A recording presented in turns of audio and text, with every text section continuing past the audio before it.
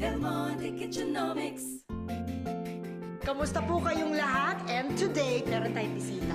Isa siya sa mga loyal members ng Kitchenomics community. Nandito si Mami Grace! Hi, Miss Eugene! Hi, Chef! Hello, Mami Grace! Thank you sa pag-accommodate niyo sa akin dito, ha? Ako, eto naman. Kami nga ang dapat mag-thank you sa'yo. Ano bang may paglilingkod namin sa'yo today? O bakit naman ganyan naluluha-luha ka? May problema ka ba? Kaya mo pa ba? I need your help, guys. Bakit? Kailangan ko sana ng new weekend comfort food na pwede kong iserve sa family ko para iba naman at masarap ang kwentuhan. Oo nga. Naku, naiintindihan ko yun. Eto na ang sasagot dyan. Worry no more, Mommy. Dahil may alam akong recipe na for sure magugustuhan ng buong pamilya mo. Have you heard of the Del Monte Red Sinigang? Red sinigang? Sounds interesting. Ay, natural interesting yan, syempre, kasi Del Monte Kitchenomics recipe yan eh. Of course. Oh, chef, dahil dyan, the floor is yours. Thank you. O, magwalis ka na. Ay, hindi ko sabihin. Let's better. cook it! Let's get cooking. Dito ka na, Mami. Ikaw naman ang nag-worry. Come here, Mommy. I'll teach you how to cook. Red Sinigang is made with Del Monte Original Style Tomato Sauce. Ayun! Yun na nga ba ang sikreto dyan eh. O ngayon, hindi na sikreto, alam mo na. Adding Del Monte tomato sauce reinvents ordinary dishes into something new and exciting. Dahil dito, yung ordinaryong sinigang na alam natin ay richer, thicker, and mas malinamnam. Naku naman, chef, sige na, i-demo mo na, please. Oh. Gladly.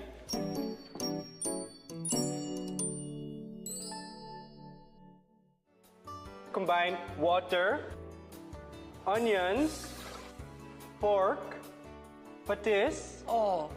and our Del Monte Original Style Tomato Sauce. Cover and simmer for 30 minutes or until the pork is tender. We used pork liampo with the bone in for this part because it's the best part for this dish. Or you can also use pork spare ribs.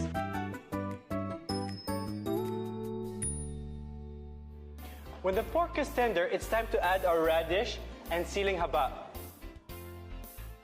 And simmer until radish is almost cooked.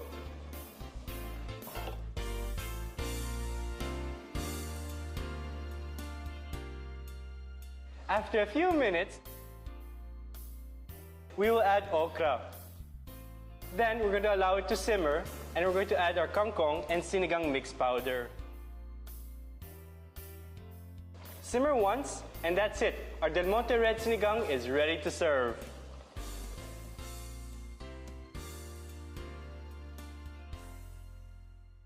Huwag kang mag-alala. Here you go, ladies. Kita mo na. Agad-agad. Tikiman Ay, time! naku, chef. Oo, ready na kami. Tikman mo nga. Tingnan mo naman, napaka-appetizing. Thank you. Oo, attractive ang red soup, ha? At malapot talaga. Oo nga, ang lapot.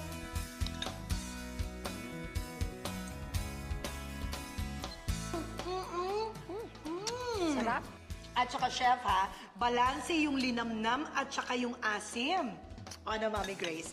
Pasado na ba to sa pamilya mo? Comfort food to. Nako, siguradong magiging favorite ng buong pamilya. Nice, chef! Thank you. Ang sarap. Thank you, guys. Paano mauna na ako sa inyo, ha? Para maihanda ko na to sa bahay. Oo, sige. Bye! Ingat. Thanks ulit! Bye, Thank you, Mommy. Ren! Mga ka-Kitchenomics, there are so many ways to access our recipe. First, ilabas na po ninyo ang inyong Android phone at itapat sa Del Monte Kitchenomics logo para you can get a copy of our super sarap na recipe for today, Del Monte Red Sinigang. Or visit our website at www.delmonte.ph, and you can also visit our Facebook fan page. Keep on watching Del Monte Kitchenomics para ang meal planning worry-free at laging happy cooking! Talaga nito.